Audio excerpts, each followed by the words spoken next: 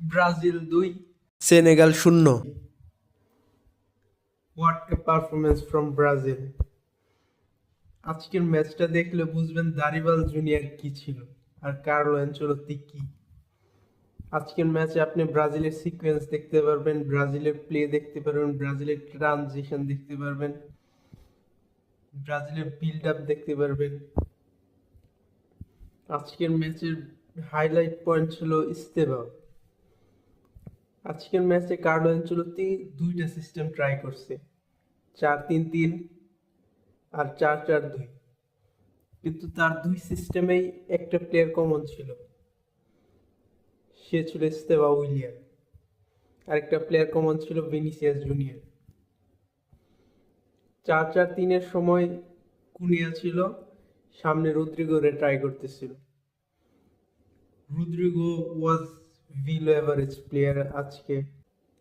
আমি চাই Matthews কুনিয়ার Joao Pedro একসাথে খেলুক আর রাইট উইংয়ে ইস্তেভাও খেলুক, লেফট উইংয়ে ভিনিসিয়াস জুনিয়র।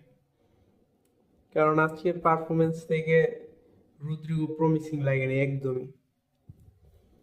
আর যখন 4-4-2 খেলছিল, জোয়াও পেদ্রো আর ভিনিসিয়াস জুনিয়র সেন্টার ফরওয়ার্ডে, লেফট উইংয়ে রদ্রিগো খেলছে, রাইট উইংয়ে ইস্তেভাও খেলছে।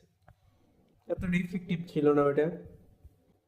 কিন্তু ম্যাথিউস কুনিয়া কার্লো অ্যানচেলত্তির জন্য বেনজেমার কাজ করতে পারবে। আমি চাই ফ্রন্ট থ্রি যদি খেলায়, ম্যাথিউস কুনিয়া, ভিনি আর ইস্তেভাও ফ্রন্ট থ্রি খেলায়। It will be legendary front three for Brazil. কিছু সময়ের জন্য পাকেতা নামছিল মাঠে। আপনি আমাকে গালি দেন, যাই বলেন, পাকেতা একমাত্র প্লেয়ার ব্রাজিলের মিডফিল্ডের যে মিডফিল্ডে বল চালাইতে পারে, বল ক্যারি করতে পারে, আর কেউ পারে না।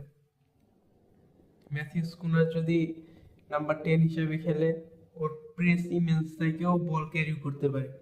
পাকেতার কাজ পাকেতার থেকে ভালো করতে পারে, বাট পাকেতা একমাত্র ন্যাচারাল নাম্বার 10 যে বল ক্যারি করতে পারে সামনে। আজকের ওভারঅল ম্যাচ ভালো ছিল, কিন্তু ব্রাজিলে একটা ন্যাচারাল গোল স্কোরের অভাব। রদ্রিগোকে স্ট্রাইকার হিসেবে খেলাইছে, but Rodrygo wasted a lot of chances. আমি চাই না রদ্রিগো স্ট্রাইকারে খেলুক।